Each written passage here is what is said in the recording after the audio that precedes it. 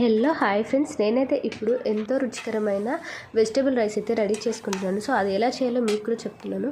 So దానికైతే మనం first pan పెట్టి దాంట్లో 3 టేబుల్ స్పూన్స్ ఆయిల్ వేసేసి మసాలా దినుసులు అయితే అన్నీ వేసేసుకోవాలి. అవి వేసుకున్నాక 5-6 పచ్చిమిర్చీలు అండ్ వెల్లుల్లి పేస్ట్, కరివేపాకు అండ్ ఆనియన్స్ అయితే వేసుకొని అవి దూరగా ఫ్రై అవ్వగానే 2 స్పూన్స్ అయితే ఉప్పు వేసుకోవాలి.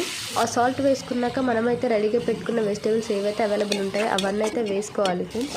అవి వేసుకున్నాక కొంచెం ఫ్రై అవ్వగానే దాంట్లోకి అయితే మనం రైస్కి డబుల్గా వాటర్ అయితే తీసుకోవాలి. నేనైతే 3 గ్లాసెస్ వాటర్ తీసుకున్నాను. నేను దాంట్లో అయితే హాఫ్ రైస్ అయితే నానబెట్టి పెట్టుకున్నాను.